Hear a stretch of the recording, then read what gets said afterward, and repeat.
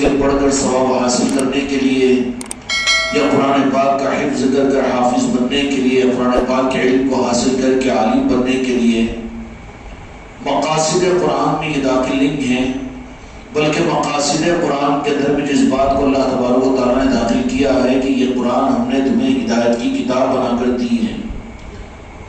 اس لیے فرمایا کہ رب العالمین نے کہ تم اگر ہماری رحمت کا راستہ اگر ہم تم سے پوچھتے ہو اور ہماری ہدایت کا راستہ تم اگر پوچھتے ہو، جبکہ نبوت کا سلسلہ بھی ختم ہو جائے گا، آسمانی کتابیں بھی دنیا میں نہیں بھیجیں گے، اس وقت میں میرے بندوں تم مایوس نہیں ہونا کہ جب کہ سابقہ کے اندر میں انسانوں کی طلب پر رب العالمین راست نبیوں کے اوپر وحی نازل فرماتے تھے، اور رب العالمین اس وقت میں انبیاء اکرام علیہ السلام کے اوپر الہام اور القاء فرمایا کرتے تھے، بندے پوچھتے اور اس زمانے کے نبی اور رسول ان انسانوں کے اس پیغام کو رب تک پہنچاتے اور رب کی منشا کو انسانوں کے سامنے وہ انبیاء بتا دیتے تھے۔ لیکن بالمقابل اس کے قیامت تک آنے والی انسانیت پر خدا پاک نے فضل خاص کا اور عطاؤں کے لامتناہی خزانوں کے دینے کا جب رب نے ارادہ فرمایا، ایک طرف تو خدا نے اعلان فرما دیا کہ میں اپنے محبوب کو دنیا میں مبعوث کر دیا ہوں، لا نبی آبادی انا خاتم النبیین، کہ میرے بعد میں کوئی نبی دنیا میں نہیں آئے گا اور میں آخری نبی اور آخری پیغمبر بنا کر اس دنیا میں بھیج دیا گیا ہوں۔ اور قرآن مجید کے متعلق اللہ تعالیٰ نے فرما دیا کہ یہ میرا کلام ہے اور یہ آخری کلام ہے، اس کے بعد میں کوئی کلام کو میں نازل نہیں کروں گا۔ تو انسانوں کے لیے تو یہ مسئلہ بہت اندھوکناک ہو گیا تھا کہ جب کہ انسانوں کی ضرورت ہوتی تو راز رب کا نظام ان انسانوں کے ساتھ میں یہ ہوتا کہ امتوں کو ضرورت پڑتی اور وہ نبی اور رسول کی خدمت میں آتے اور اپنے مدعا کو رکھتے کہ ہم کو کیا کرنا چاہیے کہ ہمارا رب راضی ہو جائے، اور ہم کو یہ مسئلے کیسے حل ہو جائے کہ جس کی وجہ سے دنیا کی پریشانیوں سے بچ جائے۔ سابقہ کے تمام امتوں کے حالات اور واقعات آپ حضرات جانتے ہیں کہ وہ امتیں اپنی دینی اور دنیاوی پریشانیوں کو انبیاء کی خدمت میں لے کر آتی، اور آنے کے بعد میں کہ ظالم حکومت ان کو تنگ کر رہی ہے تو بنی اسرائیل ہے کہ موسیٰ علیہ السلام کی خدمت میں آئے اور آ کر مدعا کیا کہ ذلت کی زندگی ہے، ناکامی کے حالات ہے، اے موسیٰ نے تم پر ایمان لایا، لیکن اللہ تبارک و تعالیٰ سے ہماری عزت کا سوال کر دیجئے، ہمارے حالات کے بنانے کا فیصلہ کروا دیجئے، ہماری ذلت کو عزت میں بدلوا دیجئے، ہماری ناکامیوں کو کامیابی سے بدلوا دیجئے۔ قومیں ان انبیاء اور رسولوں کے پاس میں آتی اور اپنے دنیاوی معاملات اور اپنے اخروی حالات کو نبیوں کی خدمتوں میں ان کے قدموں پر لا کر رکھتی تھی۔ یہ خدا کی سنت تھی سابقہ کے لیے کہ وہ آئے نبیوں کے پاس میں، چونکہ اپنے وقت کا ہر نبی اور ہر پیغمبر اللہ اور بندوں کے درمیان میں واسطہ اور توسل ہوا کرتا تھا۔ راز کا ڈائریکٹ کا معاملہ تو اللہ نے آدم علیہ السلام سے بھی باقی نہیں رکھا، یہ تو بعد کے زمانے کی گمراہیت کا مزاج ہے جو امت کو بہکا دیا گیا کہ راز اللہ تعالیٰ کے ساتھ میں، راز کا معاملہ خدا نے رکھا ہی نہیں۔ راز ہر انسان کو بھی خدا نے پیدا نہیں کیا بلکہ ماں باپ کے ذریعے سے پیدا کیا، اور کہا کہ تم نماز پڑھو، دعا کرو، میں قبول کروں گا، نماز کو ذریعہ بنایا۔ اسی طریقے سے ہر جگہ ہر لائن کے اندر میں راز کے مسئلے کو رب کے معاملے میں دھوکہ کھاتا ہے کہ وہاں پر کہہ دیتا ہے چور راستہ نکال کر کہ نہیں، راز اللہ سے لینا چاہیے، جبکہ اللہ سے پوچھو تو راز کے معاملے کا قانون خدا کے پاس میں ہے ہی نہیں۔ راز کے معاملے کا قانون کیوں کہ خدا کے پاس میں کون سا بندہ اس قابل ہوگا، جبکہ انبیاء جیسے برگزیدہ بندوں کو بھی اللہ تبارک و تعالیٰ نے اپنی بارگاہ میں ان کے لیے توسل اور وسیلے کا پابند کیا ہے۔ جتنے اعلیٰ سیدنا آدم علیہ السلام کا واقعہ قرآن مجید میں اللہ تعالیٰ نے واقع بیان فرما دیا نا۔ اسی طریقے سے شیطان کی اتنی بڑی عبادتوں کا نظام، اس کے ساتھ میں اس نے بھی تھوڑا سا اپنے ذہن کے اندر پیدا کیا کہ میں تو مقرب ہوں، اللہ کا میں بڑا خاص بندہ ہوں۔ اب اللہ کے منوانے کے لیے اللہ تبارک و تعالیٰ کے معاملے میں توسط اور وسیلہ اور درمیان کی کسی سیڑھی اور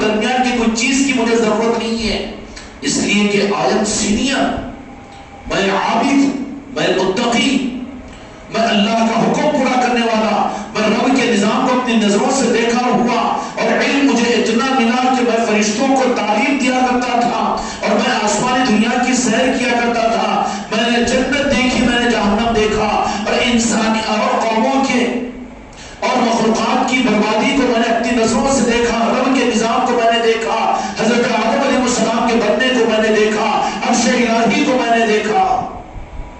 کن مقامات کے اوپر تھا شیطان، لیکن ان سب کے بعد میں جب اس کے دل میں یہ ذرہ برابر کفر پیدا ہوا، ان سب کے ساتھ یہ بات آ گئی کہ اب مجھے واسطے اور توسل اور وسیلے کی ضرورت نہیں ہے، بلکہ میرا معاملہ تو راست اللہ کے ساتھ ہے۔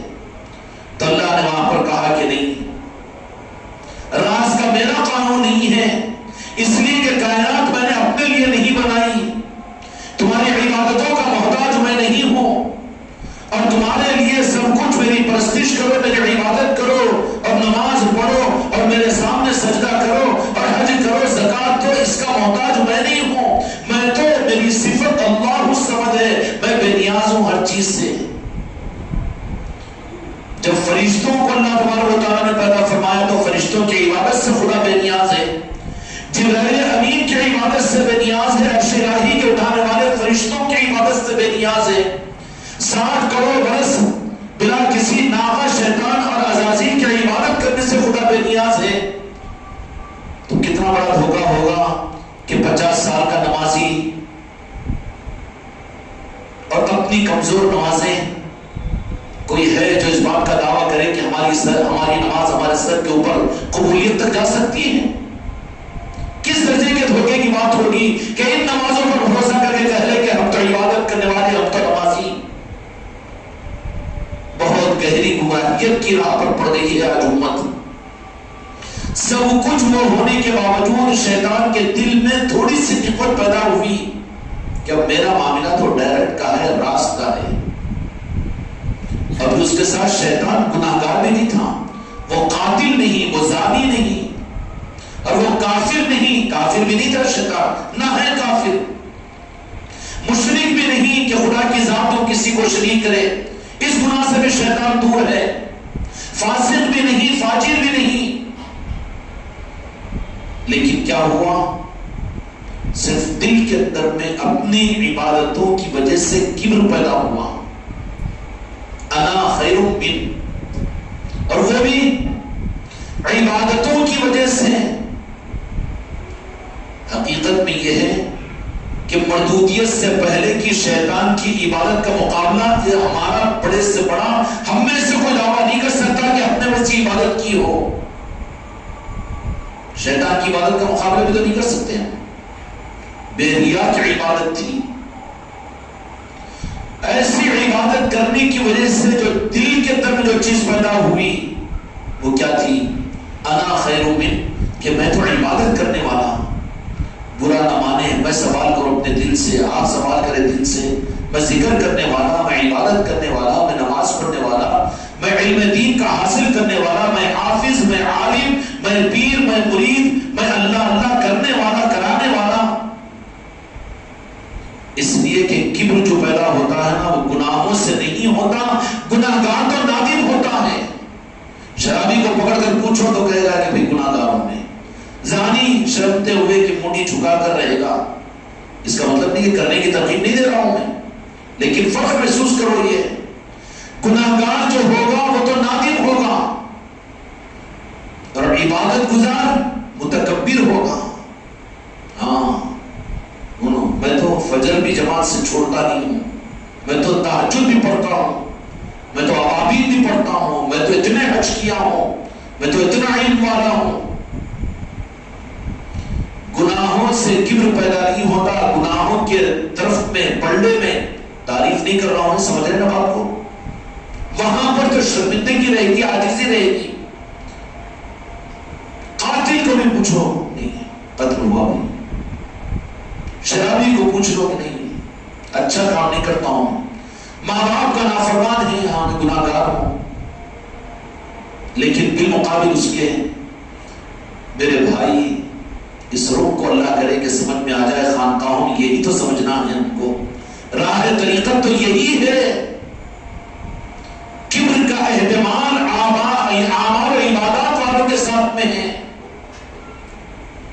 کن کے ساتھ میں؟ میں نمازی، میں ذکر کرنے والا، میں علم والا، میں بیان کرنے والا، میرے اتنے مرید، میرے اتنے نظام، میں اتنے حج کیا، میں اتنے عمرے کیا، میں اتنی لاکھ روپے زکات بانٹتا ہوں، میں اتنے روزے رکھتا ہوں، میں نفل روزے بھی رکھتا ہوں۔ عبادتوں کی وجہ سے کبر بہت زیادہ پیدا ہوتا ہے، اور یہی چیز جب کبر پیدا ہوا تو کبر کا علاج گناہوں سے عاجزی، ندامت پیدا ہوگی، لیکن عبادات کے ذریعے سے اگر اس کی حفاظت نہیں کی گئی تو کبر پیدا ہوگا، اور کبر کا علاج اگر یہ تو نہیں ہوگا کہ جن چیزوں سے کبر پیدا ہوا اسی کے ذریعے سے اس کا علاج ہو۔ کبر کا علاج عبادات سے نہیں ہوگا، کبر کا علاج اچھا کبر ہے کہ نہیں اپنے اندر میں؟ ہے نا؟ چشتے روان ڈالے میں تو سلسلے والے ماشاءاللہ، کبر ہے؟ ذرا قریب آ جاؤ۔ کبر تو ہوگا، عبادتوں کا قاصدہ ہے کہ کبر پیدا ہوتا ہے اس کے اندر میں، اور پیدا ہوا شیطان کے اندر بھی۔ عرش الہی کی عبادت کرنے والا وہاں پر عبادت کرنے کے بعد میں کبر پیدا ہوا اس کے اندر میں، تو مسجد انوار مصطفیٰ میں نماز پڑھنے والے ہیں، جہاں مسجد میں نماز پڑھنے والے تو کبر نہیں پیدا ہوگا۔ عبادتوں کے کرنے کی وجہ سے کبر پیدا ہوگا، اور کبر کا علاج کیا ہے؟ کبر کا علاج پیدا ہوتا ہے عبادات اور اعمال سے، تو کبر ختم نہیں ہوگا عبادت اور اعمال سے، بلکہ کبر جو ختم ہوگا بتا دو نسخہ، کریں گے حکمت اختیار۔ کبر کے ختم کرنے کا نسخہ رب نے جو متعین کیا ہے کہ عبادت کرنے کے بعد میں بھی جو کبر پیدا ہو جائے گا، وہ کبر کا علاج میں نے جو متعین کیا ہے وہ میری عبادت نہیں بلکہ وہ توسل اور وسیلہ ہے کہ جن کو جو عظمت میں عطا کروں، تیرا نفس نہیں چاہے گا اس کو قبول کرے، لیکن وہاں پر تو جھک جا تو تیرا کبر ختم ہو سکتا ہے۔ نہیں، یہ جھکنا نہیں ہوتا، تعظیم ہم سے نہیں ہوتی، عظمت ہم سے کسی کی برداشت نہیں ہوتی، ہم کیوں جھکیں گے؟ اور یہ ہم سے کیوں جھکنا ہے تو صرف ایک کے سامنے، جو یہ کہتے ہیں نا کہ صرف ایک کے سامنے جھکنا ہے، تو ذرا اب ان کے ہاتھ میں ہاتھ رکھ کر ہم یہ پوچھتے ہیں کہ جس کے سامنے جھک رہا ہے کبھی اس کو دیکھا بھی ہے؟ پھر کس کے سامنے جھک رہا ہے؟ لائن تو بالکل صاف ہے، جھک رہا ہے تو کس کے سامنے جھک رہا ہے؟ مسجد میں جھک رہا ہے، امام کے قدموں میں جھک رہا ہے، کعبۃ اللہ پر جا رہا ہے تو مصلی ابراہیم پر، ابراہیم علیہ السلام کے قدم مبارک پر جھک رہا ہے، تو کعبے کے اندر میں نماز پڑھ رہا ہے، مسجد نبوی میں نماز پڑھ رہا ہے، تو وہاں پر تو ظاہر کے اعتبار سے وہاں پہ امام کے پیچھے تو جھک رہا ہے، چونکہ وہاں تو کا چارے کاری نہیں ہے، مگر وہ عبادت کے لیے جھکتا ہے، عبادت کے لیے جھکتا ہے۔ اس سے کبر کا علاج نہیں ہوگا بلکہ کبر پیدا ہوگا، کبر پیدا ہوگا۔ کبر کا علاج، تکبر کا علاج صرف یہ ہے کہ اللہ تبارک و تعالیٰ نے شیطان کے سامنے اپنے کبر کے علاج کے لیے جو فارمولا قرآن مجید میں اللہ تبارک و تعالیٰ نے عطا فرمایا وہ یہ تھا کہ شیطان کو اللہ تبارک و تعالیٰ نے حکم دیا کہ ہاں عبادتوں کے ذریعے سے اس میں تھوڑا کبر پیدا ہو گیا، تو اللہ تعالیٰ نے کہا کہ اس کبر کو ختم کرنے کے لیے ایک نسخہ اللہ نے دیا، لیکن شیطان اس نسخے کو استعمال نہیں کیا تو آج تک مردود ہے، قیامت تک مردود رہے گا۔ وہ نسخہ رب العالمین نے جو دیا تھا کہ تو 60 کروڑ برس عبادت کیا نا اور 10,000 کروڑ برس عبادت کر لے کبر ختم ہوگا، یہ نہیں فرمایا، جہاد کر لے ختم ہوگا یہ نہیں فرمایا، علم حاصل کر لے ختم ہوگا یہ نہیں فرمایا، روزے رکھنے سے ختم ہوگا یہ نہیں فرمایا۔ کبر اعمال سے ختم نہیں ہوتا بلکہ اعمال کا خاصہ ہے کہ کبر پیدا ہوتا ہے۔ کبر جو پیدا ہوتا ہے اس کے ختم کرنے کا واحد راستہ قرآن مجید کے مطابق میں واحد راستہ یہ ہے کہ اللہ نے شیطان کو بھی یہ نسخہ دیا لیکن ناکام رہا۔ وہ کون سا تھا؟ کہ آدم کو سجدہ کر، کیا تھا؟ اور شیطان کو کیا مشکل تھی؟ مشکل جو رہی اس کا کبر رہا، جھکنے نہیں دیا۔ کیوں؟ کیا نا خیر من، قرآن پاک کے مطابق میں اس سے پھر اللہ نے کہا کہ حکم میں دے رہا ہوں، میرے سامنے 60 کروڑ برس مرتبہ تو 60 کروڑ برس عبادت میں جھکا ہے تو سجدے میں، لیکن اب میری منشا یہ ہے کہ تو آدم کے سامنے جھک جا۔ جھک نہیں کہا، اللہ نے سجدے کا حکم دیا قرآن پاک میں، لیکن وہ تو اللہ کا حکم تھا، سجدے کا تھا، تو سجدہ تھا وہ اللہ کا۔ اب باقی اللہ کے علاوہ کسی کو عبادت کا سجدہ حرام ہے، حتیٰ کہ نبیوں کے لیے بھی جائز نہیں ہے۔ پھر اب اس کبر کے ختم کرنے کے لیے قائم مقام سجدے کے قدم بوسی کو لا دیا گیا، چوکھٹ بوسی کو لا دیا گیا، تعظیم اور عظمت اور محبت کو لا دیا گیا۔ یہ قیامت تک کے لیے امت کے لیے کبر کا علاج ہے، اور جو اس علاج کو اختیار نہ کرے، فارمولا بتاؤ صاحب شوگر ہو گئی تو حکیم صاحب کہہ رہے ہیں کہ کڑوی دوا کھاؤ، کریلا کھاؤ، نہیں ذرا مٹھی دوا بتاؤ، ہوگا علاج؟ وہ حکیم دھوکے باز ہے جو تیری فیس کے لیے تجھے مٹھی دوا دے رہا ہے شوگر کے لیے۔ کبر کا علاج عبادتوں سے نہیں ہوتا، نوافل پر لگا دیا گیا ہے، فضائل پر لگا دیا گیا ہے، امت کو دین پر لگا دیا گیا ہے، دین کے اعمال پر لگا دیا گیا ہے۔ علاج نہیں ہے کبر کا، کبر کا علاج جو ہوگا وہ تو تعظیم اور محبت اور عظمت سے ہوگا۔ اس لیے کہ شیطان کے لیے بھی کون؟ رب نے تجویز کیا تھا، ڈائگنوز کیا تھا، ٹریٹمنٹ دیا تھا کہ کیا؟ کہ آدم کو سجدہ کر۔ اب شیطان کا دعویٰ تو یہ بالکل حق بجانب تھا۔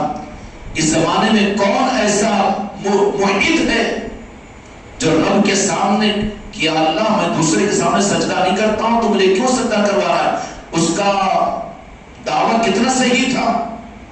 رب کی بارگاہ میں کسی کی جرت ہے؟ آج بیچارے یہ لوگ مسجد کے ممبروں سے توحید کا نام تو لیتے ہیں، لیکن توحید کا فلسفہ تو رب کے سامنے بیان کیا شیطان نے کہ اللہ تیرے سامنے میں سجدہ کروں گا لیکن تیرے علاوہ کسی کے سامنے سجدہ نہیں کروں گا۔ کیوں؟ اس سے جو رکانا اس کی وجہ یہ تھی کہ اس کی عبادتیں کبر کو لیے ہوئی تھی۔ بالمقابل ایک مردود اور لعین اور شیطان کے لاکھوں اور کروڑوں فرشتوں کو اللہ نے حکم دیا کہ آدم کو سجدہ کرو، تو ان کو جھکنے میں اور آدم کے سجدے میں کوئی تعامل نہیں ہوا، اور پھر جب تعامل نہیں ہوا تو حکم خدا سمجھ کے جب انہوں نے آدم علیہ السلام، کس کو؟ اللہ کو؟ کیا آدم کو؟ آدم اللہ ہے کیا؟ نہیں ہے نا، خدا کا قانون ہے یہ۔ قیامت تک کے لیے علاج کا راستہ امت کو بتانا مقصود تھا، قرآن کی رہبری مقصود تھی۔ قرآن مجید میں اللہ تبارک و تعالیٰ نے ان چیزوں کو بیان فرما دیا کہ کبر کے علاج کو جا کر تم عبادتوں سے نہیں کر سکتے، جہاد سے نہیں کر سکتے، انفاق فی سبیل اللہ سے نہیں کر سکتے، بلکہ عبادات کی وجہ سے تو کبر پیدا ہوتا ہے۔ کبر کا علاج صرف اور صرف تعظیم اور عظمت اور محبت سے ہوگا۔ کیسے ہوگا؟ فرشتوں کے لیے کوئی ٹینشن نہیں رہا، فرشتوں کے لیے ٹینشن نہیں رہا، وہ عقل کے چالوں کو نہیں لگایا، وہاں پر دماغ کی عریانیوں کو استعمال نہیں کیا۔ ہم رب تجھے سجدہ کریں گے لیکن ان کو کیوں سجدہ کروا رہا ہے؟ رب کا قانون تھا وہ، تو وہ سجدہ آدم کو تھوڑی تھا، حقیقت میں تو رب کو تھا، مگر چوک ہوئی وہاں پر۔ کیوں؟ اس کی وجہ صرف ان کے عبادتوں کی کمی نہیں بلکہ اعمال کا کبر تھا، ان کے اندر میں عملوں کا کبر تھا۔ اور اس کبر کے علاج کے لیے جو ڈائگنوس ہوا ہے اور رب نے قرآن مجید کے اندر میں جو تجویز فرمائی ہے، کبر ختم ہوگا عاجزی سے، محبت سے، عظمت سے، تعظیم سے۔ کیا ہوگا؟ کیا فرمایا کہ آدم کو سجدہ کرو، تو لاکھوں فرشتوں کو کوئی ٹینشن نہیں ہے۔ اچھا، اگر بات تو یہی ہوتی ہے کہ توحید کے معاملے میں رب کے قانون کے مقابلے پر اپنے دماغ کو جو چلاتے ہیں توحید کے نام پر وہ گمراہ ہوتے ہیں. توحید رب کی ہے، منشا رب کا معلوم کرو. تو یہ منشا رب کا کیسے کہ جو یہ دعویٰ کر رہا ہے کہ اللہ تیرے کو میں سجدہ کروں گا، اب وہ اللہ یہ کہہ رہا ہے کہ اب آدم کو سجدہ کرو. وہاں پر وہ لاکھوں فرشتوں نے وہاں پر آدم کو سجدہ کر کر فرشتے اور ملکوتی رہے اور آج تک ہے.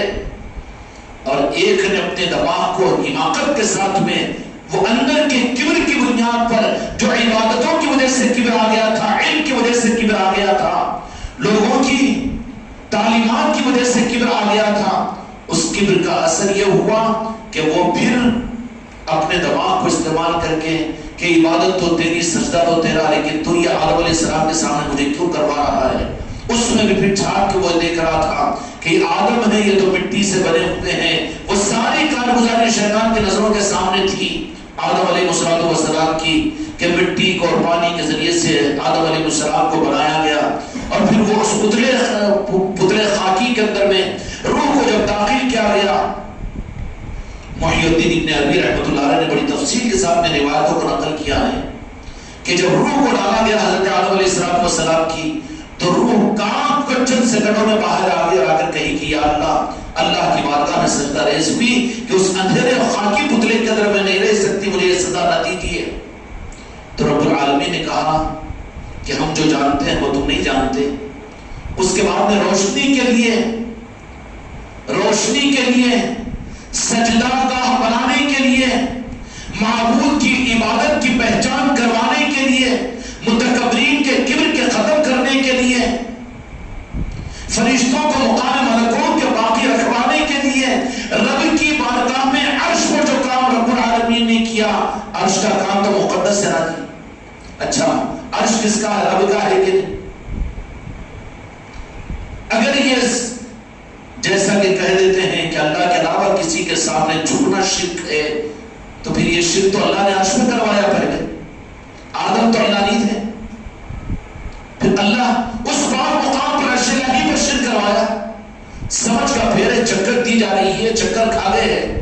جھکنا شرک نہیں ہے، اللہ سمجھ کر جھکنا شرک ہے، اللہ کا حکم سمجھ کر. تو یہ تو عین عبادت ہے، عین عبادت ہے. لیکن اس فارمولے کو پیاز کو بیاج بنا دیا گیا، بیاج کو پیاز بنا دیا گیا دکانداریوں کے چلانے کے لیے. اگر جھکنا ہی اگر شرک ہے جیسا کہ کہا جاتا ہے، نہیں جھکنا نہیں، شرک ہو جاتا. یہ بزرگوں کی چوکھٹ پر کیوں جھکتے ہیں، پیر کی قدم بوسی پر کیوں جھکتے ہیں؟ جھکے بغیر کیسے قدم بوسی ہوگی پاگل؟ ہر جھکنے کو سجدہ تھوڑی بولیں گے. 100 روپے کی نوٹ نیچے گر گئی تو پھر چھوڑ دے کے چل جانا، جھکے بغیر تو لینا نہیں، جھکنا شرک ہے، چھوڑ کے جاتا کہ وہاں تو پاگل نہیں لیتا، جھک کر لیتا. ارے جھک رہا ہے شرک ہے نا. پھر وہ ہر جھکنا شرک نہیں ہے پاگل، خدا سمجھ کر جھکنا شرک ہے. اب رہی قدم بوسی کی بات یا بزرگوں کے آستانوں کے اوپر اپنے ماتھے کو ٹیکنے کی بات، اگر کوئی خدا سمجھ کر تو کون ہے؟ مجھے تو ایسا نظر نہیں آیا. تجربہ کرنا تو آپ بھی کر کے دیکھ لو.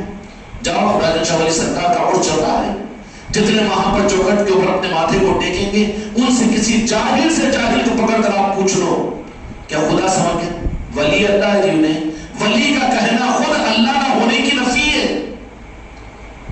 بھئی ولی کے معنی دوست کے ہیں، دوست کہہ رہا نا، اللہ تو نہیں کہہ رہا. وہ یہ پاگل کو کیا سمجھانا؟ اب انہیں کہہ رہا ہے اللہ کا دوست اور انہیں کہہ رہا ہے کہ نہیں اللہ بول رہا.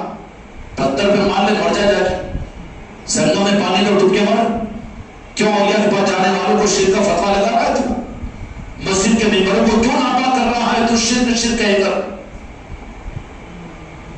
کتنی گناہگاریں چل رہی ہے.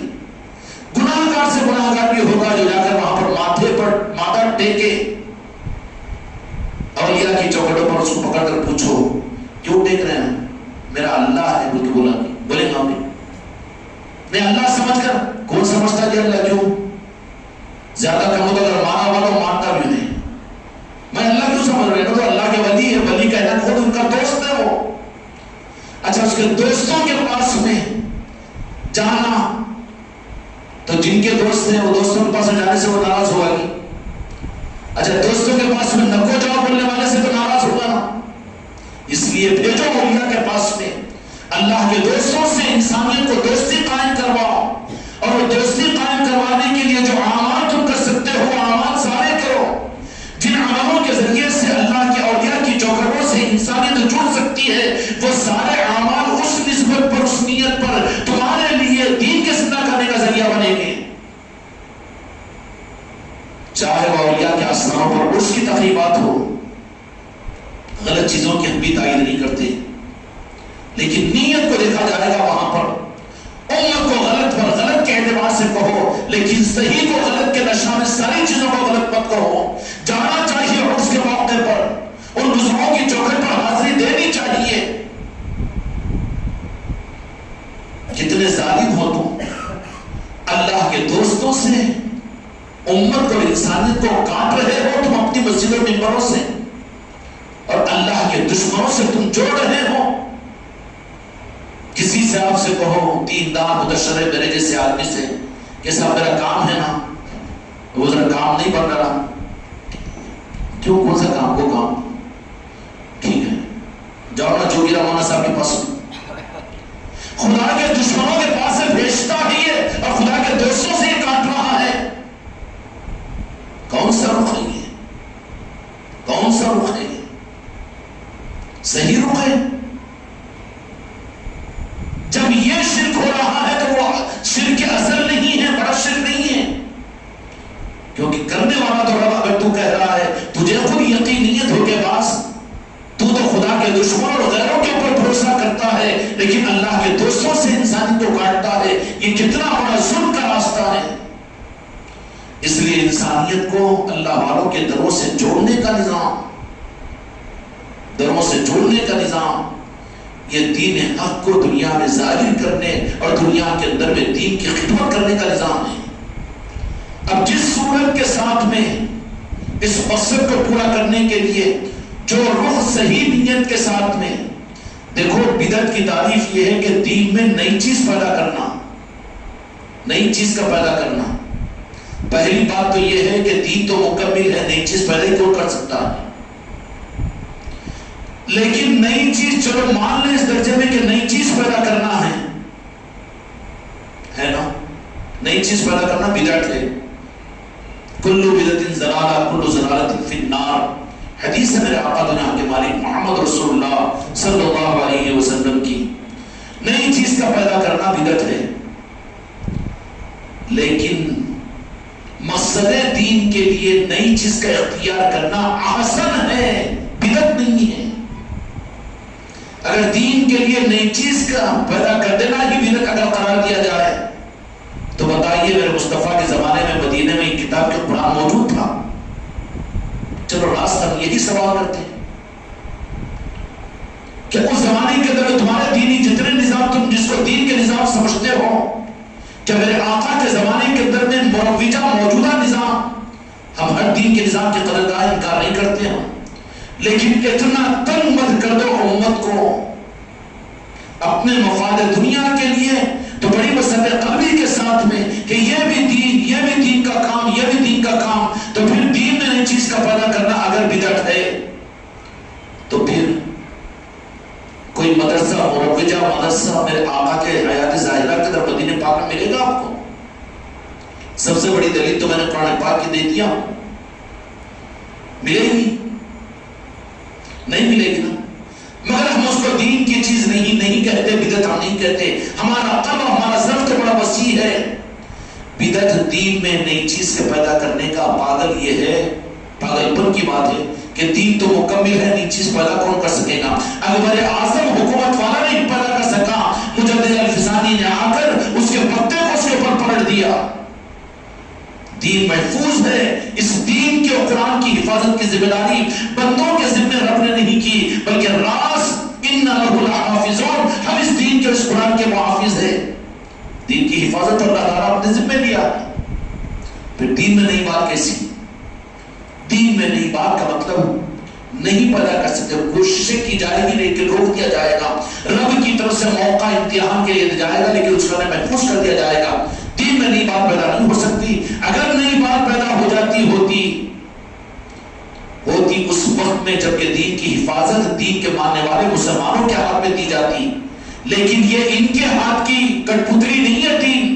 اللہ نے دین کو راز اپنے ہاتھ اپنے اختیار میں رکھا، دین میں نئی بات پیدا نہیں ہو سکتی، پیدا ہو سکتی۔ پھر یہ کیا بات ہے؟ بدعت کی تعریف کیا ہے؟ بدعت کی تعریف یہ ہے کہ دین میں نئی بات کا پیدا ہونا یہ تو محال و مشکل ہے، اللہ تعالیٰ اس کو باقی نہیں رکھے گا، باقی ہی نہیں رکھے گا۔ پھر دین کے لیے اسباب کا اختیار کرنا مستحسن ہے، اس کو بدعت نہیں کہتے۔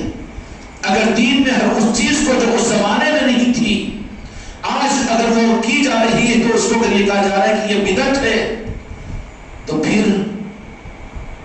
ہوائی جہاز کا سفر بھی کرنا مشکل ہو جائے گا، اونٹوں پر جانا پڑے گا، جو کی روٹی کھانا پڑے گا اور ڈانٹ کے اس کے کپڑے پہننا پڑے گا، گاڑی میں پیٹرول ڈالنا بھول جانا پڑے گا، پاسپورٹ بنا کر جانا بھول جانا پڑے گا، یہ تو مشکل ہو جائے گی۔ یہ سب بدعت کے زمرے میں آئیں گے نا، نئی بات اس زمانے میں نہیں تھی۔ یہ غلط تشریح جو امت کو گمراہ کیا گیا۔ اسباب دین، مقصد دین کے لیے نئے اسباب کا پیدا کرنا بدعت نہیں ہے، بلکہ اسباب کا پیدا کرنا یہ مستحسن دین ہے۔ دین میں اس زمانے کے تقاضوں کے مطابق میں دین کو آگے بڑھانے کے لیے اختیار کرنا اللہ کا نظام ہے کہ اللہ تعالیٰ اس زمانے کے اندر میں ظاہر کرتا ہے۔ سوال تو یہ پیدا ہوتا ہے، سمجھ میں آ گئی بات؟ اس لیے ان اسباب کا اختیار کرنا جس سے دین مضبوط ہوتا ہے وہ بدعت نہیں ہے۔ بدعت کا آپشن ادھر ہے ہی نہیں۔ جہاں مقصود دین کو مضبوط کرنا ہو، ایمان کو مضبوط کرنا ہو، عقیدے کو صحیح کرنا ہو اور دین کو صحیح کرنا ہو، وہاں پر اسباب کا اختیار کرنا دین نہیں ہے، بلکہ وہ سب کچھ کے اسباب دین بن جائیں گے۔ کیا بن جائیں گے؟ دین بن جائیں گے۔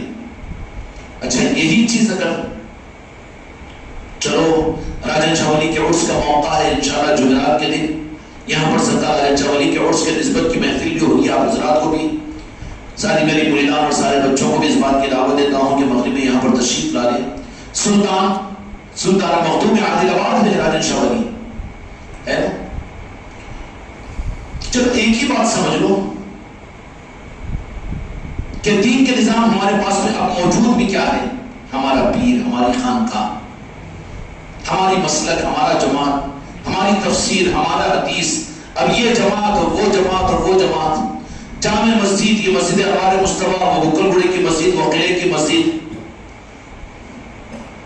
یا رسول اللہ معاف کیجیے، سب بدعت ہے۔ پھر اس سے پہلے کی چیز تو راجن شاہ ولی کا آستانہ ہے، 388 سال کے ہیں وہ، تو سینئر وہ، تمہاری جامع مسجد بھی، تمہارا دارالعلوم محمدیہ بھی، تمہاری مسجد انوار مصطفیٰ بھی، تمہاری خانقاہ محمدی بھی، تم خود بھی تو بدعتی ہو کہ تم اس زمانے میں پیدا ہوئے۔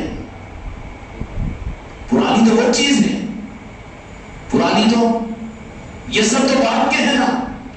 تاریخ، لنک ڈاکومنٹ، اسسٹڈ، رجسٹرڈ، کون سے دارالعلوم کو، کون سے مدرسے کو، کون سی مسجد کو، کون سی خانقاہ کو، وہ جو عظمت اور جو نسبت پرانی اور لنک ڈاکومنٹ ملا ہوا ہے سرزمین عادل آباد کے اوپر راجن شاہ ولی کے آستانے سے پہلے کسی کا ہے کیا؟ بتا دو،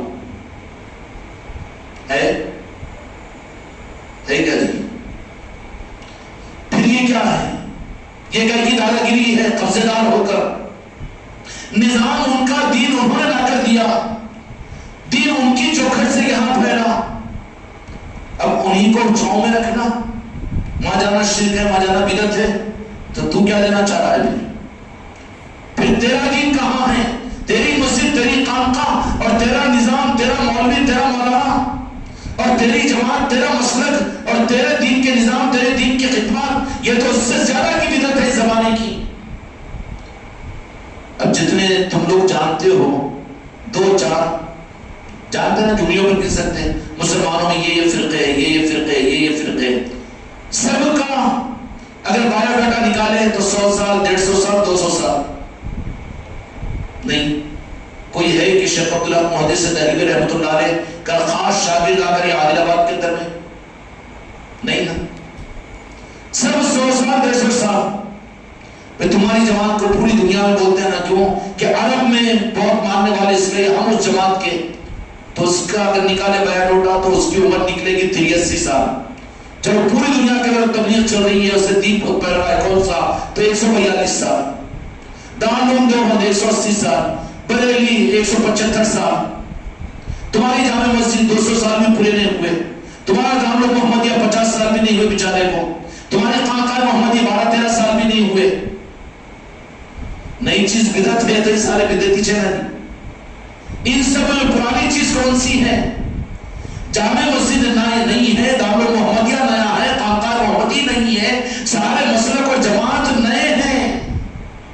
اور پرانی چیز یہاں کی گارنٹیڈ اور اسسٹڈ اور صاحب نسبت جو چیز ہے وہ چوکھٹ ہے, چادر شریف ہے, راجن شاہ ولی کی چوکھٹ ہے. مانیں گے کہ نہیں مانیں گے؟ عقل تو ہے, بے وقوف تو نہیں ہے, بے وقوف تو نہیں ہے, عقل تو ہے. دین ان سب کو جو ملا ہے, جو نظام ملے ہیں, جو دین ملا ہے, کہاں سے ملا ہے؟ اتنا بھی بیوقوف بنا دیا جائے تو بیوقوف بن جائے, اتنا بھی بیوقوف نہیں. اس لیے کہ ہم نے اپنے آپ کے ہوش کو کھو دیا ہے. اب ہم کو تمیز نہیں رہی پولٹری فارم کی مرغی اور دیسی مرغی میں, ہمیں تمیز نہیں رہی پولٹری فارم کے انڈے میں اور دیسی مرغی کے انڈے میں, کوالٹی کے اندر میں ہم کو احساس نہیں. لائٹ لے لو نا دین کا معاملہ, وہ مولانا بولے وہی صحیح, وہ مسلک والے بولے وہی صحیح, وہ پیر صاحب بول دیے وہی صحیح. یہاں پر تو اتنا صحیح بول کے بے وقوف بن جاتا ہے. اور دنیا کے معاملات کے اندر میں کتنی تحقیق کرتا ہے, چشمے ہٹا کے دیکھتا صحیح ہے کہ غلط ہے. یہ تو بے وقوف بن رہا ہے. دین کو اس لیے کی اہمیت نہیں تھی. تو ان معاملات کے اندر بھی سارے عادل آباد کے سارے دینی نظام قابل قدر ہے, جس کا انکار نہیں. لیکن سب بات کے ہے اس سے سب سے پہلے اصل ماں, اصل چوکھٹ, اصل جڑ راجن شاہ ولی کی ذات ہے, ان کا آستانہ ہے کہ نہیں؟ انہوں نے دیا. اچھا انہوں نے دیا تو انہوں بھی کیا اپنی پیری مریدی جیسے چلانے کے لیے چلائے کیا ہوں؟ کون ہے؟ ارے جن کی نسبت مدینہ پاک سے ہیں, جن کی نسبت غوث اعظم سے ہے. کس سے ہے؟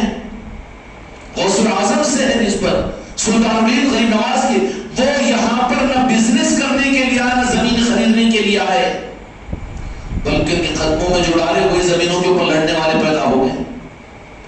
آئے کیوں وہ؟ کیا زمینوں کے لیے, کھیتیوں کے لیے, یا جامع مسجد بنانے کے لیے, کوئی مدرسہ بنانے کے لیے, یا کوئی اور نظام بنانے کے لیے, کوئی مسئلہ کو جماعت بنانے کے لیے؟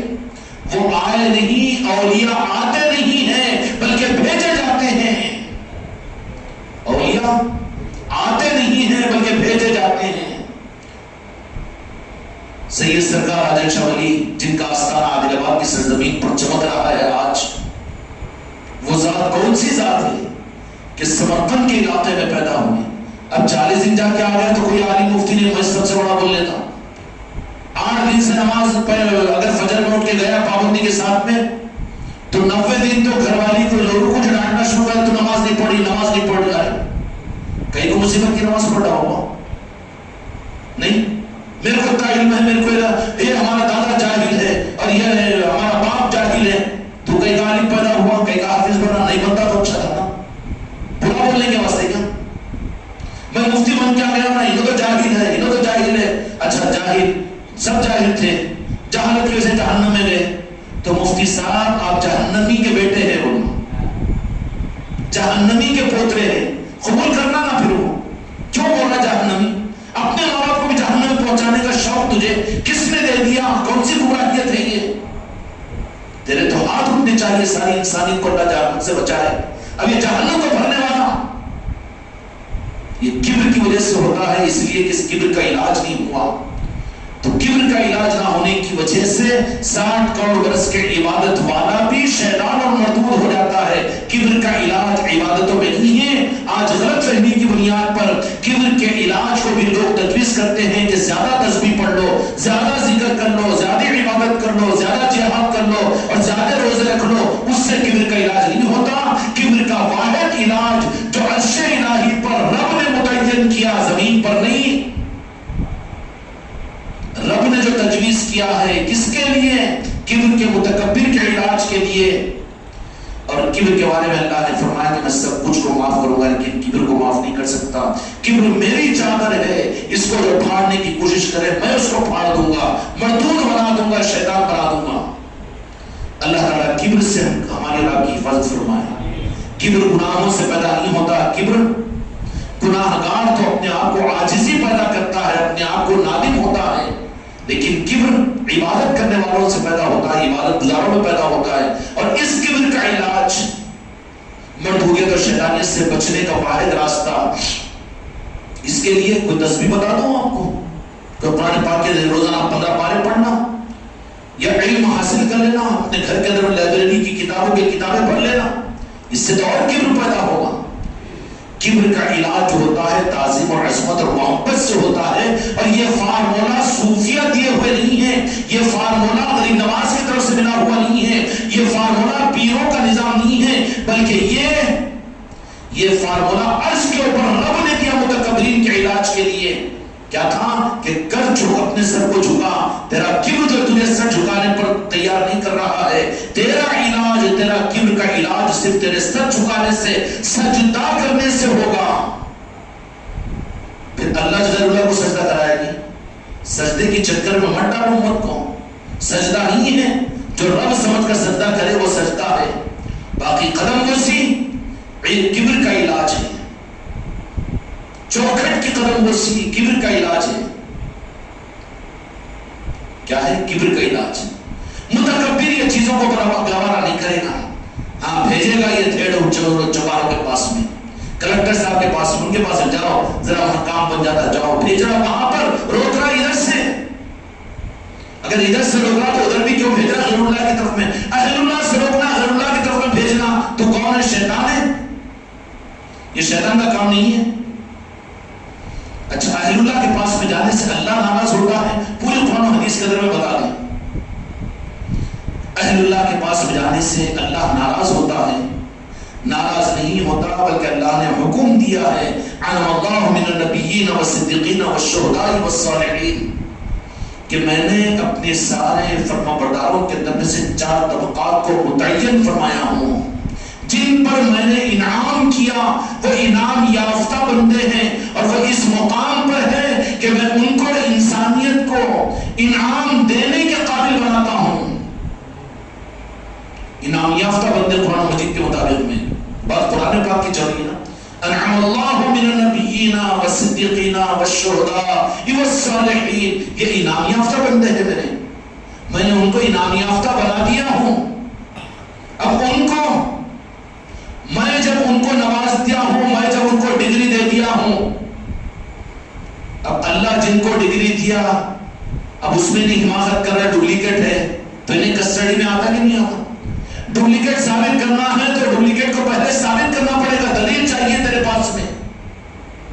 خدا کی قسم اس ملک ہندوستان پر سب سے زیادہ مسترد ڈگری غریب نواز کی ہے، سرزمین عادل آباد پر سب سے زیادہ مسترد ڈگری راجن شاہ ولی کی ہے.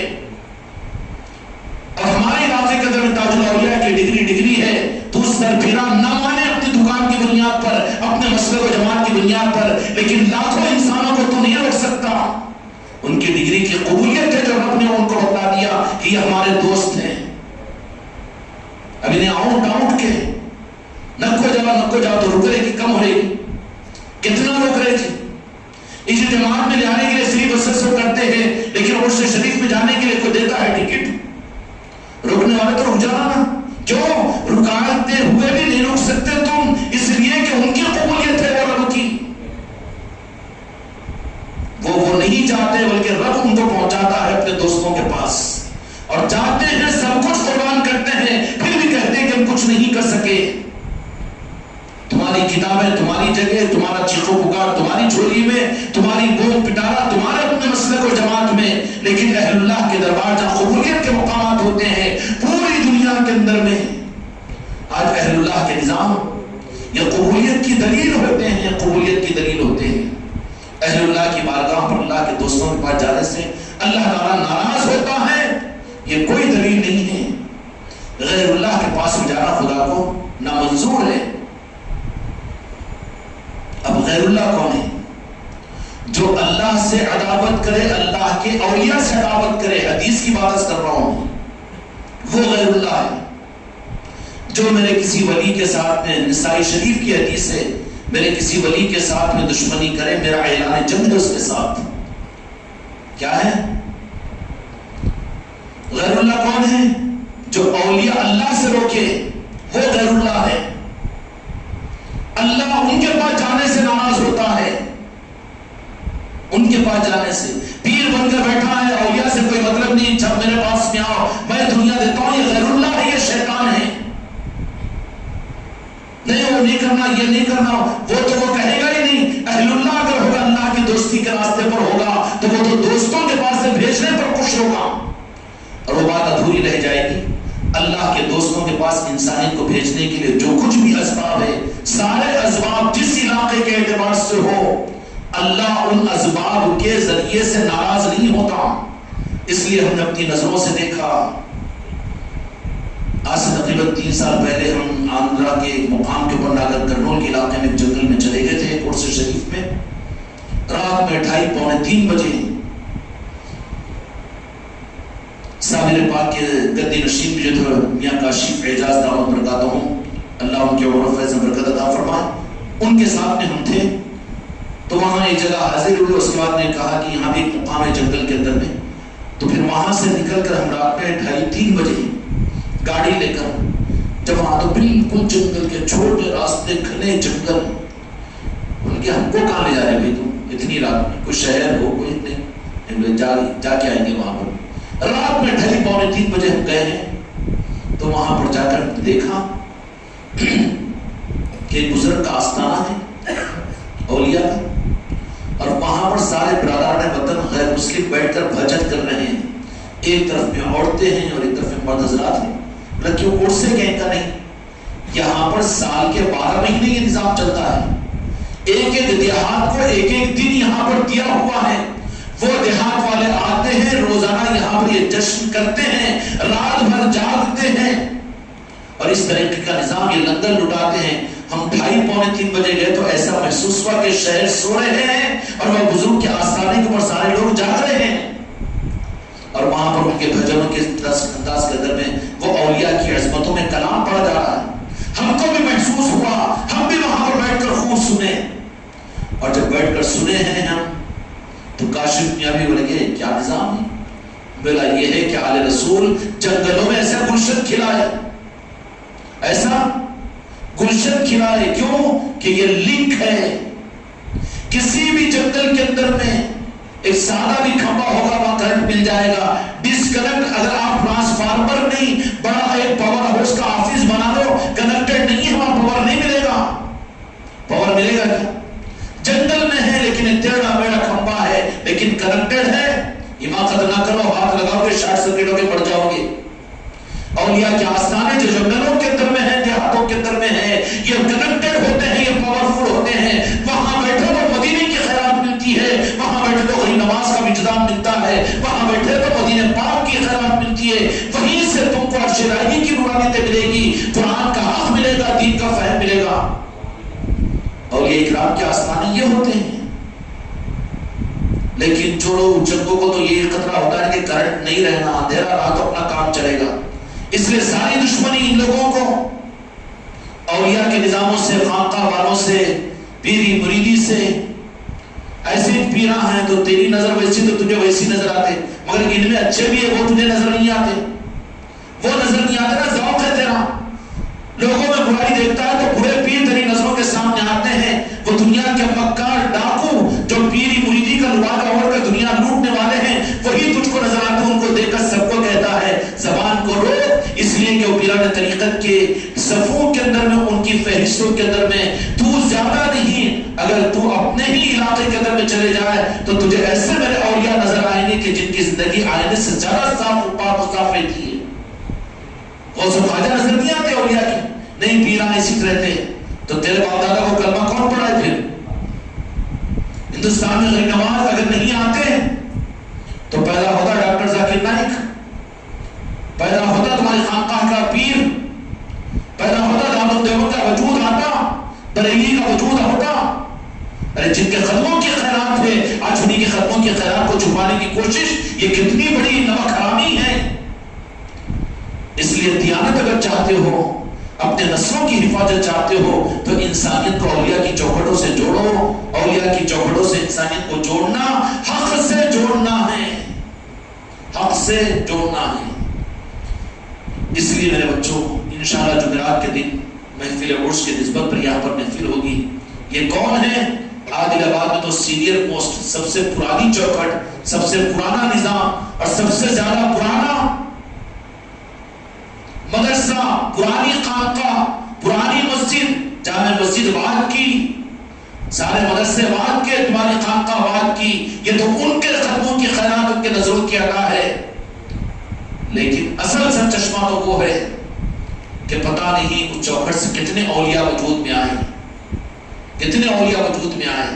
اور وہ خود آئے نہیں ہیں، اولیاء آتے نہیں ہیں، یہ تو تاجر رہ جاتے ہیں. بابر آیا تھا یہاں پر اپنے ملک و مال کے لیے، اور دنیا کے بادشاہان، اسلامی مملکت کے سربراہان آئے، اسلامی حکمران آئے تو وہ اپنی مرضی سے آئے تھے ملک کو لینے کے لیے، یہ یہاں پر قبضہ کرنے کے لیے آئے تھے. لیکن یہ اولیاء آتے نہیں ہیں بلکہ بھیجے جاتے ہیں. اور بھیجنے والے کون ہوتے ہیں؟ رب العالمین ہوتا ہے. تو جہاں کے مالک میرے مصطفیٰ محمد رسول اللہ ہوتے ہیں. سلطان ہند کو حکم دیا کہ جاؤ ہندوستان کو، ہے کہ نہیں؟ بھیجے جاتے ہیں. اچھا بھیجے کس کے لیے جاتے ہیں؟ حکومت قائم کرنے کے لیے، فیکٹریاں قائم کرنے کے لیے. کائے کے لیے بھیجے گئے؟ راجن شولی آئے کس کے لیے آئے تھے؟ کتنا نمک حرامی امت کے خون میں آ گئی ہے. اللہ اس بدعقیدی سے امت کی حفاظت فرمائے. کتنا خون خراب ہو چکا ہے، کتنی نمک حرامی اور حرام خوری مزاج کے اندر پیدا ہو چکی ہے کہ جن کے صدقے سے ایمان ملا آج انہی کے معاملات کے اندر میں شرک اور بدعت کہتا ہے. اللہ اس لعنت سے پوری امت کی حفاظت فرمائے. پھر بات بڑھتے بڑھتے کہاں تک جاتی ہے؟ سلطان راجن شاہ ولی کی ذات تک. اور راجن شاہ ولی کون ہے؟ وہ قاصد رسول ہے. پھر کہاں ایمان باقی رہے گا؟ کہاں ایمان باقی رہے گا؟ سلطان الہند کو کنہوں نے بھیجا؟ مدینے والوں نے بھیجا. وہاں معاملہ تو معاملہ ہی ختم ہے. ایمان کی اور منافقت کی حد ہے وہاں پر کہ جو سلطان الہند کے معاملات میں ان کی بے عظمتی کی طرف میں چلے گا، عقیدہ اس کا خراب ہو جائے گا. یہاں سے شروعات ہوتی ہے، پہنچتا ہے وہاں تک. کون ہے؟ خواجہ خواجگان کی ذات سلطان الہند کی، کہ جن کو راست دو جہاں کے مالک نے بھیجا، جاؤ معین الدین ہندوستان کو سجاؤ اور ہندوستان میں ایمان دو اور ہندوستان کے اندر اسلام کو پھیلاؤ اور ہندوستان میں جاؤ اور یہ روشنی کو پھیلاؤ. اس روشنی کے چراغ کو لے کر سلطان الہند تشریف لائے. اور ہر اولیاء کی تاریخ آپ کو یہی ملے گی، ہر اولیاء کی تاریخ یہی ملے گی. یہ یہاں پر نہیں کہنا کہ غوث الاعظم کو مانتے ہیں ہم، 11ویں شریف کرتے ہیں نا جی، 6 شریف ہم کرتے ہیں، کنڈے ہم کرتے ہیں. تو بھی تو خود غرض ہے نا. اپنے علاقے کے اولیاء سے بھی دل ٹوٹ کر محبت کرے، اس لیے کہ تیرا ایمان تو ان کا صدقہ ہے، تیرے باپ داداؤں کا ایمان بھی ان کا صدقہ ہے، تیرے باپ داداؤں کی مغفرت بھی ان کی محبت کا صدقہ ہوگی.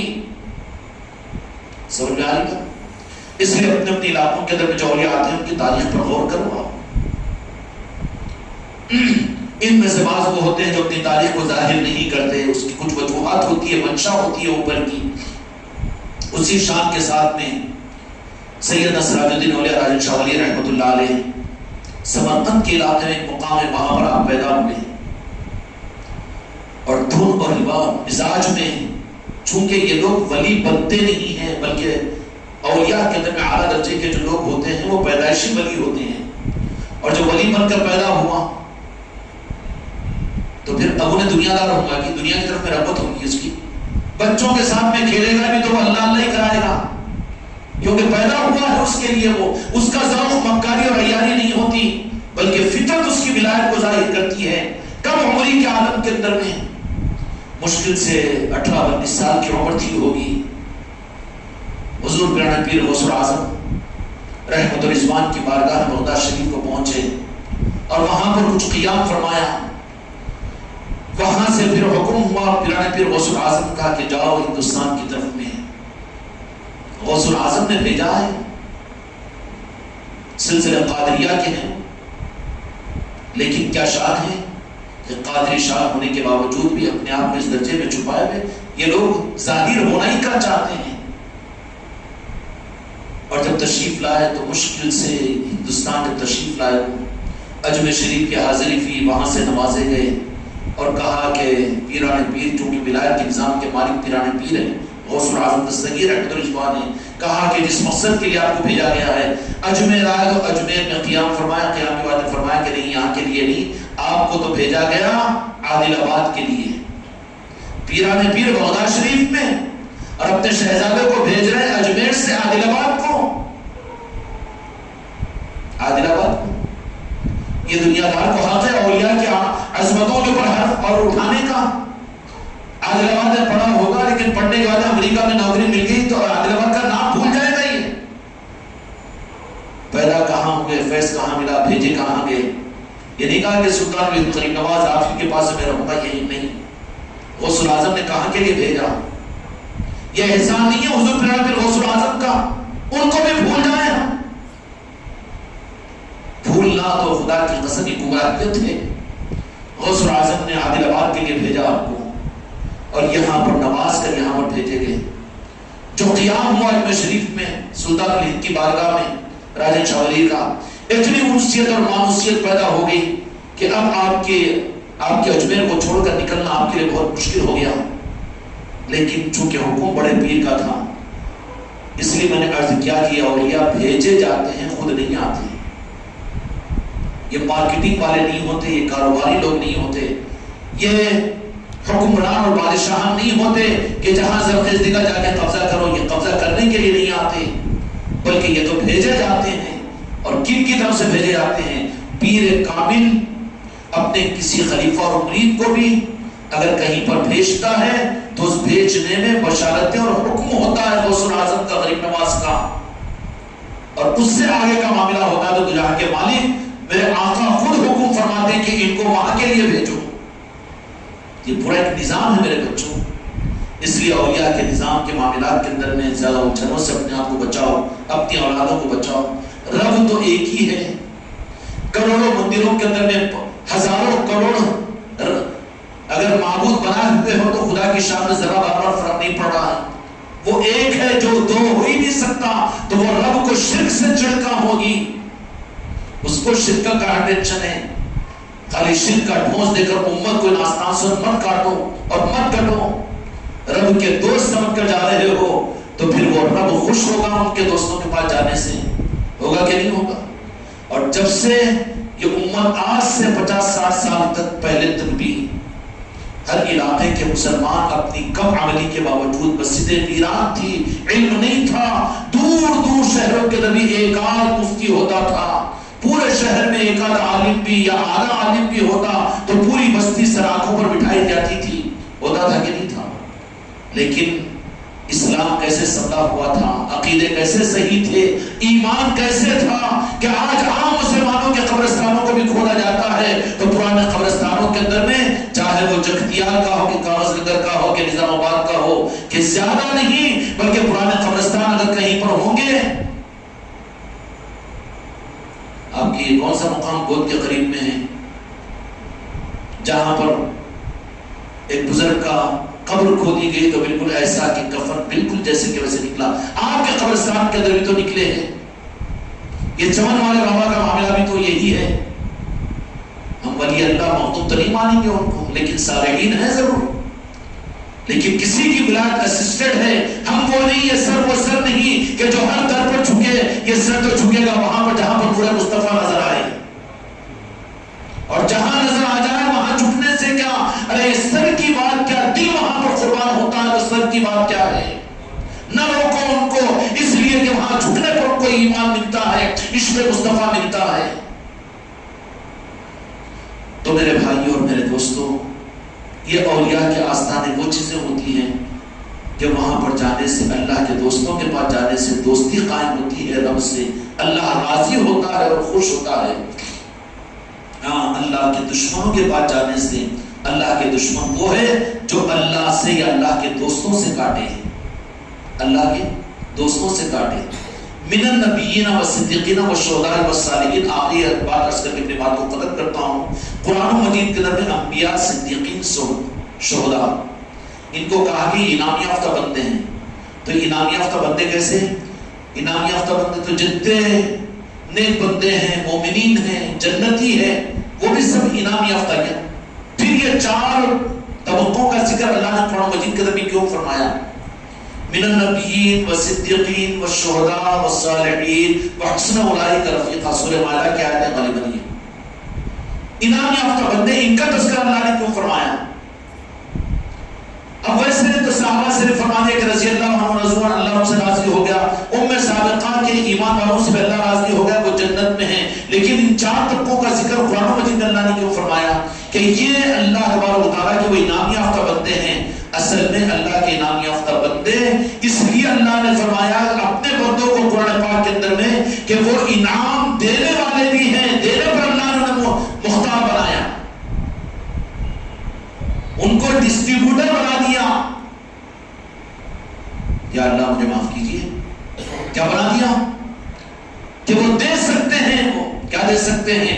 اللہ کی پہچان دے سکتے ہیں، وحدانیت دے سکتے ہیں، خدا کی محبت دے سکتے ہیں، عشق رسول دے سکتے ہیں. کون؟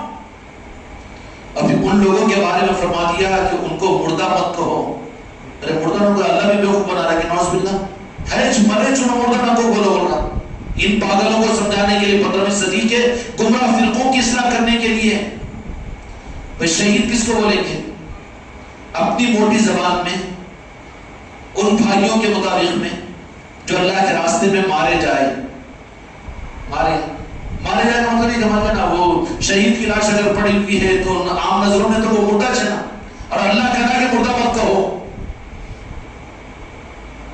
ہے مردہ، دکھ رہا مردہ اس سے، پھر اس کو غسل دو، غسل نہ دو، شہید کو لے آ کے دفنا دو، اب رکھو مت. کیا اللہ نے زندہ بولا بول کے گھر میں رکھ لیتے کہ بیٹے شہید کو؟ نہیں، حکم تو وہی لگے گا. لیکن اللہ کہہ رہا ہے پھر مردہ مت کہو. کیوں؟ کہ ان کو ہم نے انعام دینے والے مقام پر متعین کر دیا ہے. ڈسٹریبیوٹر ہیں وہ، ان کو ہم زندگی دیں گے. ان کو مردہ مت کہو، اس لیے کہ آن ڈیوٹی مردے کو دیتے کہ زندوں کو جنت میں پہنچا دیں گے. جنت میں موج مستی کر رہے ہوں گے، ایسے سو جا جیسے پہلے رات کی دلہن سو جاتی. جا کے سو جاؤ. عام قبرستان میں بھی سوئے ہوئے لوگ سوتے رہو. آن ڈیوٹی نہیں ہے وہ.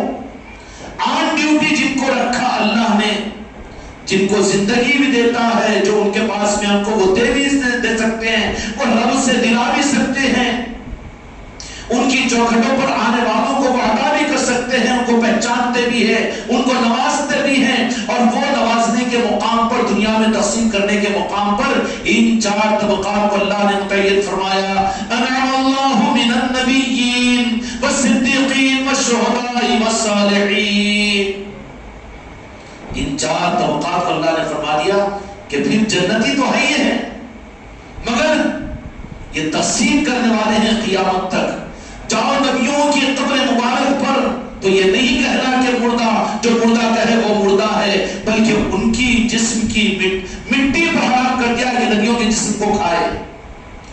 ایسے ہی صدیقین ہیں، ایسے ہی شہداء ہیں. وَلَا تَقُولُوا لِمَن يُقْتَلُ فِي سَبِيلِ اللَّهِ أَمْوَاتٌ بَلْ أَحْيَاءٌ وَلَٰكِن لَّا تَشْعُرُونَ.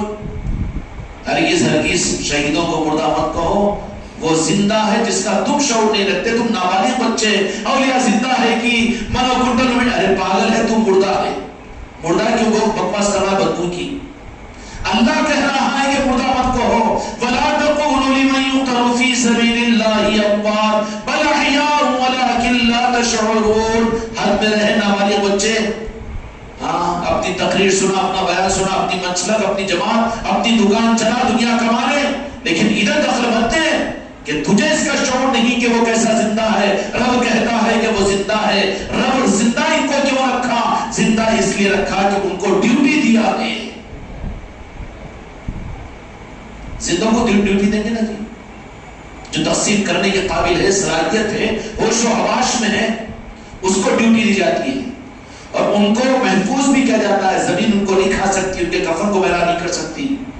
وہ زندہ رہتے ہیں اپنے آستانوں، اپنے مزاروں میں.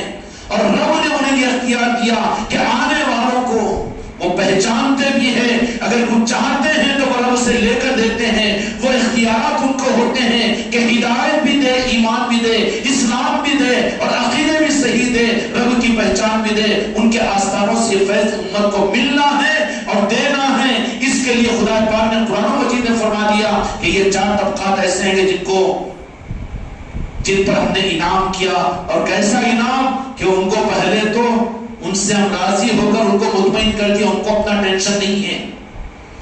الا ان اولیاء اللہ لا خوف علیہم ولا هم يحزنون، کہ خبردار، ارے اللہ نے ڈرایا نا جی، تفسیر ابن کثیر نہیں پڑھتے، معرف القرآن نہیں پڑھتے، تفہیم القرآن نہیں پڑھتے، ترجمے کا قرآن تو ہے نا، خبردار بے شک رک جاؤ، میرے دوستوں کا معاملہ ہے، شرک بدعت کہہ کر تلواریں اپنے اوپر مت ڈال لو، کچرا ان پر پھینکنے کی کوشش کرو تو تمہارا منہ خاک آلود ہو جائے گا، میرے دوستوں کا منہ خاک آلود نہیں ہوگا، تم ان کو ذلیل نہیں کر سکتے، اس لیے کہ وہ تو میرے دوست تھے۔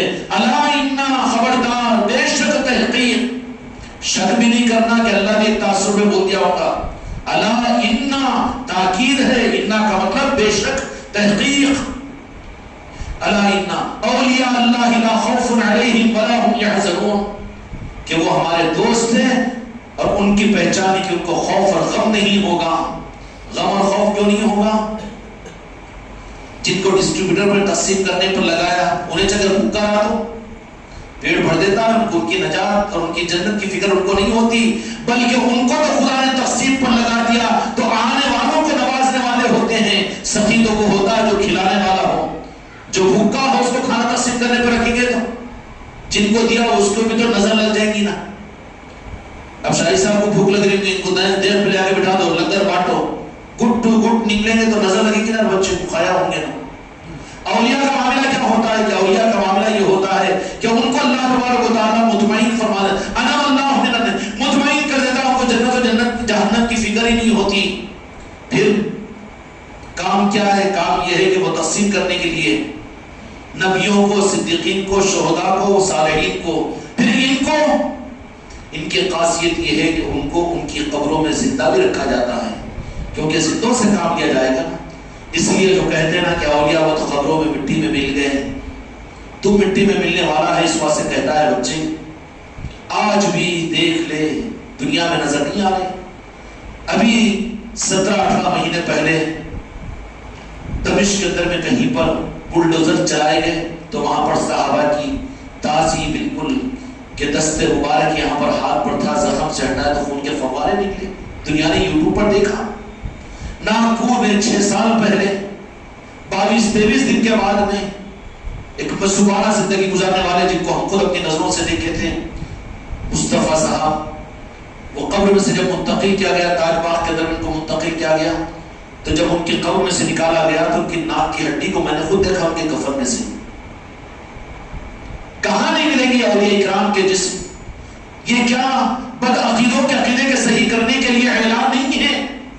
یا اس کے باوجود پھر یہ ظالم ان اولیاء اکرام کے معاملات میں ایسی گستاخیاں کریں، ان کے چوکھٹوں سے امت کو روکیں؟ یہ کتنا بڑا ظلم ہے یہ۔ اس لیے میرے بچوں، ان موقعوں پر چونکہ اس وقت میں موج پر ہوتے ہیں، رب ان سے خوش رہتا ہے، رب کے وہ قریب رہتے ہیں اپنے عرس کے موقع پر۔ جاؤ ان کے پاس میں جا کر ان کے اچھا جانے والے بھی تو بھوکے جا رہے ہیں دنیا کی مانگنے کے لیے، یہ بھی تو صحیح نہیں ہے نا۔ مانگو ٹھیک ہے، اپنے بڑے مانگتے ہو تو مانگ لو، اس کا انکار نہیں کرتے ہم، لیکن صرف وہی وہ نہیں، بلکہ جاؤ عالم شاہ ولی کے پاس میں، جاؤ سلطان کی ہند کے پاس میں، جاؤ غریب نواز کے پاس میں، سرکار آپ کی بارگاہ میں آپ کے تعلیم برقرار ہے، وہ خیرات عطا کیجئے جو مدینے والوں نے آپ کو عطا کی ہے، رب کا وہ خاص خزانہ ہم کو عطا کیجئے۔ خدا کی قسم ان آستانوں سے، ان کی چوکھٹوں سے معرفت ملے گی، ایمان ملے گا تجھے، آخرت ملے گی تجھے، خدا کی رضا ملے گی تجھے۔ اس لیے جانے کا رخ بھی تو بدلنے کی ضرورت ہے۔ اس لیے میرے بھائیوں، اللہ تبارک و تعالیٰ اپنے کرم سے ہم کو اور آپ کو ان اولیاء اکرام کی عصمت عطا فرمائے۔ بہت نازک مقام ہے اولیاء کا، کیوں کہ انبیاء کا زمانہ تو ظاہر میں ختم ہو گیا، صدیقین تو اب نہیں رہے، شہداء کہاں ڈھونڈیں گے؟ لے دے کے کون رہے امت کے سنبھالنے کے لیے؟ صالحین. صالحین سے مراد اردو ٹرانسلیشن ہاں نیک بندے تو بڑے نیک ہیں, ان کو ولی اللہ بولیں گے. جھاپڑ مارتے نیک بندے الگ ہے, اولیاء الگ ہے. صالحین سے مراد اولیاء ہیں. نیک بندے بولے صف میں آگے نہیں گھسنا, نہیں یہ تو کتنے برے لانا کھاتے. یہ ہمارے عالم صاحب کے ولی اللہ ہے. کیسا ولی اللہ ہے وہ؟ جاتا پھر ولی اللہ کے پاس محبت ہے ولی اللہ کی, اس کو تو مسئلہ پہ جمع چڑھانا. ہمارے پیر صاحب ولی اللہ ہے, تو بول رہا ہے, مگر تو بولنے سے ولی اللہ بن جاتے گی. ان کو خوش کرنے کے لیے تو بول رہا ہے بیٹا, تو خود غرض ہے. ولی اللہ جو ہوتے ہیں اللہ تعالیٰ ان کی محبت ڈالتا ہے. ولایت اوپر سے ملتی ہے, نیچے کی چیز نہیں ہے یہ. صالحین سے مراد اولیاء ہیں. نیک بندے کا تینوں بھی نیک ہے نا جی. رمضان آنا تو روزے رکھ لے رہے, 5 وقت کی نماز پڑھ لے رہے, نیک بن کے نو بھی. ابھی نو ہمارے عالم صاحب ولی اللہ کہتے ہیں, ہمارے پیر صاحب ولی اللہ کہتے ہیں. کئی کو گمراہ کرتے ہیں. اس پاک صف کے اندر میں رب جن کو منتخب کرتا ہے, زبردستی کس کو بھی مت گھسڑو ورنہ لات کھائیں گے وہاں پر. اولیاء ہے وہ اولیاء. خدا کی قسم اولیاء کیا ہوتے ہیں کہ جن کا معاملہ راست رب کے ساتھ میں ہوتا ہے. اللہ قسم کھاتا ہے کہ کوئی میرے ولی کے ساتھ میں دشمنی کرے میرا اعلان جنگ ہے. نیک بندے مراد آج کا نیک بندہ ہے, کل کا بد بھی تو ہو سکتا نا جی. نیک بندے مراد نہیں ہیں یہ زمانے کے مفسرین کی باتیں پڑھتے ہوں گے تو تفسیر اس واسطے ہی بولتے تھے. صالحین سے مراد نیک بندے نہیں ہیں. نیک بندے کے بعد میں ایمان والے بندے ہوتے ہیں. ایمان والے بندوں کے بعد میں مقربین ہوتے ہیں. مقربین کے بعد میں پھر اولیاء ہوتے ہیں. اور ولی کے لیے ولایت کے لیے بڑے علماء کو, بڑے محدث صاحب کو, بڑے مفسر صاحب کو, بڑے محدثین کو لا کر اولیاء کی صفوں میں مت لاؤ. ولیوں کے لیے شرط ہے کہ مولا علی کی چوکھٹ پر رجسٹرڈ ہو ان کا, آل علی اور آل علی سے ان کی نسبت ہو. ورنہ ہر ایک دعویٰ کرنا شروع کر دے گا میں بھی ولی اللہ کے, بنا میری بھی مزہ, دکان چلاؤ کو اچھا بزنس چل رہا ہے, نہیں چلنے ہی نہیں دیتے. ولی کے لیے ضروری ہے, شرط ہے کہ ان کی نسبت اور ان کا رجسٹریشن مولا علی کے پاس میں ہو, غوث و خواجہ کے پاس میں ہو. ولایت وہاں سے ملتی ہے. نیک بندے الگ ہیں وہ, نیک بندے الگ ہیں وہ. کتنے علماء کتنے محدثین نہیں ہوں گے ہندوستان کے اندر میں, لیکن جو عظمت سلطان الہند کو حاصل ہے, یہ عادل عوام میں کتنے نیک بندے نہیں ہوں گے. قبرستان بھی ہے ماشاءاللہ نیک بندوں سے بھرا ہوا, یہ قبرستان بھی ہے, نیک بندے ہیں ایمان پر جن کا خاتمہ ہوا, لیکن ولی نہیں مانا جا سکتا. علم والے ہوں گے, وہ عمل والے ہوں گے, تقوی و زہد و قناعت والے ہوں گے, جہاد کرنے والے ہوں گے, بہت کچھ ہوں گے, لیکن ولی نہیں مانا جا سکتا. ولی کے لیے شرط ہے, ولی کے لیے شرط ہے کہ وہ بنجتن پاک اور غوث و خواجہ کی دفتروں سے رجسٹرڈ ہو. ولایت ادھر سے ملے گی ان کو, وہ ان کی پہچان بھی ہوگی کہ خود کو ولی بلوانا بھی نہیں چاہیں گے وہ. اب یا تو ذرا نیک بندے چاہوں میں سرما لگا کہ میری بھی کرامت ہو رہی بول کے بولنے کے چکر میں رہتا, اور یہ ولی نیک بندوں کو ولی دوبارہ سے بدتمیزی بات نہیں کرنا, بات کرو تو ہوش کے ساتھ میں. اولیاء کا مقام مقام ہے, روح کا آپ جانا چاہیے, وہ اللہ کے دوست ہیں, وہ عظمت کا مقام ہے, ان کی اہمیتوں کو ختم نہیں کرنا. الفاظ کے بھی درجہ حرارت ہوتی ہے, نہیں تو بالکل شروع ہو جاتا ہم نبیوں والا کام کر رہے ہیں, نبیوں والا کام کر رہے ہیں. بابا کام بھی تو نبی کرتے تھے, تو نبی بنا کے پھر نبیوں والا کام کر رہا ہو نا. الفاظ کی بھی درجہ حرارت ہوتی ہے. ہاں علماء کی خدمت علماء کی جگہ ہے. اب تم ہم ذکر وکر کر لیں اپنی جگہ ٹھیک ہے, ان کے نام کی نسبت کی محفل چاہے یہ ٹھیک ہے, مگر اس کی حماقت کے اوپر ہم بھی ولی اللہ سمجھے اپنے آپ کو, بے وقوفی ہے نا. وہ برا پیدا کرنے والا ہے, خالی ڈریس پہن لے کے بندوں کیوں لگا لے کے بھائی بھی ایس پی ہو رہا, پیچھے جا کے تو غصہ مارتا تو ایس پی بچہ ہے. برا پیدا کرنے والا ہے, وہ اپنی خیرات مانگ لینا. نہیں, اولیاء جو ہوتے ہیں نا وہ تو غوث و خواجہ کی نوازشوں سے, ان کی طرف سے ان کی ولایت کا اعلان ہوتا ہے. وہ خود کو بولنے لگانے والے نہیں ہوتے, خود کے دلوں میں چاہت نہیں ہوتی, بلکہ وہ تو اپنے کو چھپانا چاہتے ہیں, اللہ ان کو ظاہر کروانا چاہتا ہے. اس لیے میرے بچوں, ہم تعلیمات میں ہیں, خانقاہ کے نظاموں کے اندر میں ہیں, تو ہم سے بھی ہمارے سوچ و فکر کے زاویے بھی حق کی طرف میں چلنا چاہیے. کسی کا اچھا بیان سن کر ولی اللہ بول دے رہے، بہت چلو نا جی، ولی ولی ولی ولی، اصطلاحات کو ہلکا مت کرو، ادب سکھاؤ اولیاء کا، اولیاء کا نام اگر لے رہے ہوں تو وہاں پر ادب ملوث ہو، بے ادب نہ بنے. اس لیے معاف کرنا غصہ تو نہیں آیا کوئی، مقام مقام عظمتیں کم ہو جاتی ہیں. ایک جگہ ہم بھی سنے ولی مولانا بکور ولی آ گیا، انہیں بیٹا 10-11 مہینے پہلے نالی میں سے اٹھا کے لے کر آ کے مسجد میں بٹھایا اس کو، اب اس کو ولی بول رہے ہیں کیوں مسجد میں رہا، کھانا نہیں پینا نہیں بیٹا، ایدا ہو گیا کمانا ہاتھ میرا، مسجد میں آ کے پڑ گیا تو ولی ولی بول رہے اس کو. یہ بھی چکر ہوگی. اب ایسے مل جاتے ہیں عقیدت مندہ ولی بولنے والے. نہیں، اولیاء اولیاء ہوتے ہیں جو بنائے جاتے ہیں، خود نہیں بنتے، پہچان کروائی جاتی ہے، خود پہچاننا نہیں چاہتے. وہ اولیاء کی عظمتیں ہیں. اس لیے میرے بھائی، جہاں پر بھی جن علاقوں کے اندر اولیاء اولیاء ہیں، ان کی عظمتوں کو پہچانو، ان کے آستان، ان کی چوکھٹوں سے فیض حاصل کرنے کی کوشش کرو، وہاں پر وہ حق ملے گا. اس لیے کہ قرآن پاک کے مطابق میں ان کو اللہ تبارک و تعالیٰ نے بانٹنے کے مقام پر بٹھایا ہے. بانٹنے میں بھی خالی صرف دنیا کو مت لو، ان کے پاس سے ایمان لو، نسبتیں لو، حقیقتیں لو، تو پھر وہ چیزیں وہ ان کو چاہنے والوں کو عطا بھی کریں گے انشاءاللہ. اللہ تعالیٰ ہم کو اور آپ کو حق کے حاصل کرنے کی سچی طلب عطا فرمائے. وحق لا الہ الا